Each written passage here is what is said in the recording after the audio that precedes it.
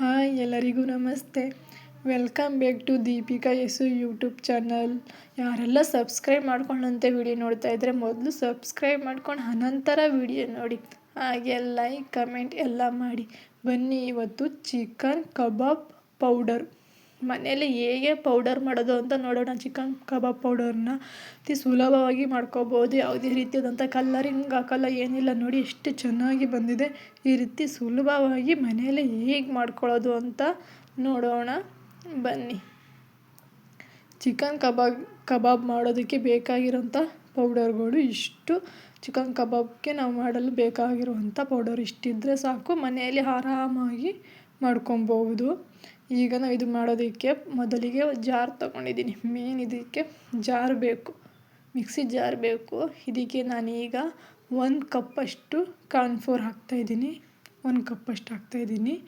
ಆನಂತರ ಇದಕ್ಕೆ 1 ಕಪ್ಪಷ್ಟು ಮೈದಾ ಹಸಿಟ್ಟು ತೊಗೊಂಡಿದ್ದೀನಿ. ಏನು ಹೇಳಿ, 1 ಕಪ್ಪಷ್ಟು ಮೈದಾ ಹಸಿಟ್ಟು ತೊಗೊಂಡಿದ್ದೀನಿ, ಇದನ್ನು ಹಾಕ್ತಾಯಿದ್ದೀನಿ. ಆನಂತರ ಇದಕ್ಕೆ 1 ಕಪ್ಪಷ್ಟು ಧನಿಯಾ ಪೌಡರ್ ತೊಗೊಂಡಿದ್ದೀನಿ. ನೋಡಿ ಕಾಣಿಸ್ತಾ ಇದೆಯಲ್ಲ, ಇದು 1 ಕಪ್ಪಷ್ಟು ಧನಿಯಾ ಪೌಡರ್ ತೊಗೊಂಡಿದ್ದೀನಿ. ಆನಂತರ ನಾನು ಇದಕ್ಕೆ ಮನೇಲೇ ಇರುತ್ತಲ್ಲ ಅಕ್ಕಿ ಹಸಿಟ್ಟು, ಅದನ್ನು ತೊಗೊಂಡಿದ್ದೀನಿ. ಇದನ್ನು ಸುಧಾ 1 ಕಪ್ಪಷ್ಟು ತೊಗೊಂಡಿದ್ದೀನಿ. ಇದನ್ನು ಹಾಕ್ತಾಯಿದ್ದೀನಿ. 1 ಕಪ್ಪಷ್ಟು ಅಕ್ಕಿ ಹಸಿಟ್ಟು ಹಾಕ್ತಾಯಿದ್ದೀನಿ. ಆನಂತರ ಇದಕ್ಕೆ ಒಣಮೆಣಸಿನಕಾಯಿ ಪುಡಿ ತೊಗೊಂಡಿದ್ದೀನಿ. ಇದರಲ್ಲಿ 4 ಟೇಬಲ್ ಸ್ಪೂನಷ್ಟು ಹಾಕ್ಕೊಳ್ತಾಯಿದ್ದೀನಿ. ನೀವು ಖಾರ ಬೇಕಾದರೆ ಇನ್ನೊಂದು ಸ್ವಲ್ಪ ಹಾಕ್ಕೊಳ್ಳಿ, ಇಷ್ಟಿದ್ರೆ ಸಾಕು ಅಂತ ಹೇಳಿ 4 ಟೇಬಲ್ ಸ್ಪೂನಷ್ಟು ಒಣಮೆಣಸಿನಕಾಯಿ ಪುಡಿ ತೊಗೊಂಡಿದ್ದೀನಿ. ಆನಂತರ 8 ಟೇಬಲ್ ಸ್ಪೂನಷ್ಟು ಉಪ್ಪು ಹಾಕ್ತಾಯಿದ್ದೀನಿ. ಏನಕ್ಕೆ ಅಂದರೆ ಉಪ್ಪು ಹಾಕಿದ್ರೆ ಜಾಸ್ತಿ ದಿನ ಮಡಿಕೋಬೋದು, ಆ ಉದ್ದೇಶಕ್ಕೋಸ್ಕರ ಉಪ್ಪು ಹಾಕ್ತಾಯಿದ್ದೀನಿ. ಆನಂತರ 8 ಟೇಬಲ್ ಸ್ಪೂನಷ್ಟು ಮೆಣಸಿನ ಪುಡಿ ತೊಗೊಳ್ತಾಯಿದ್ದೀನಿ. ಇದು ಚೆನ್ನಾಗಿರುತ್ತೆ, ಮೆಣಸಿನ ಪುಡಿ ಹಾಕ್ತಾಯಿದ್ದೀನಿ 8 ಟೇಬಲ್ ಸ್ಪೂನಷ್ಟು. ಈಗ ಇಷ್ಟು ಮಸಾಲೆಯನ್ನು ರುಬ್ಕೊಬೇಕು. ಮಿಕ್ಸಿಗೆ ಹಾಕ್ಕೊಂಡು ಇಷ್ಟು ಮಸಾಲೆಯನ್ನು ನೀಟಾಗಿ ಮಿಕ್ಸಿ ಜಾರಿಗೆ ಹಾಕ್ಕೊಂಡು ರುಬ್ಕೊಬೇಕು. ನೋಡಿ, ಅದು ನೀಟಾಗಿ ಅದೆಲ್ಲ ಮಿಕ್ಸ್ ಆಗಬೇಕು. ಆಮೇಲೆ ಮೆಣಸು ತರಿ ಇರುತ್ತಲ್ಲ, ಅದೆಲ್ಲ ನೀಟಾಗಿ ಸಣ್ಣದಾಗೋವರೆಗೂ ರುಬ್ಕೊಬೇಕು. ನೀಟಾಗಿ ಮಿಕ್ಸಿ ಜಾರಿಗೆ ಹಾಕ್ಕೊಂಡು ರುಬ್ಕೋಬೇಕು.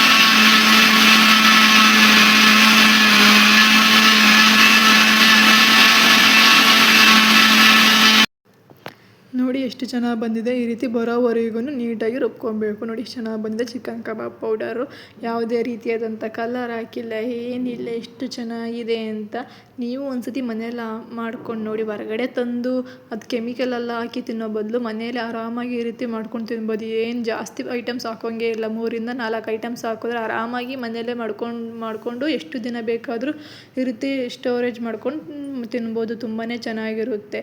ನೆಕ್ಸ್ಟ್ ವಿಡಿಯೋದಲ್ಲಿ ನಿಮಗೆ ಈ ಕಬಾಬ್ ಪೌಡರ್ನ ಬಳಸ್ಕೊಂಡು ಹೇಗೆ ಕಬಾಬ್ ಮಾಡೋದು ಅಂತ ಹೇಳ್ತೀನಿ ನಿಮಗೆ ನೆಕ್ಸ್ಟ್ ವಿಡಿಯೋದಲ್ಲಿ. ಥ್ಯಾಂಕ್ ಯು, ಧನ್ಯವಾದಗಳು.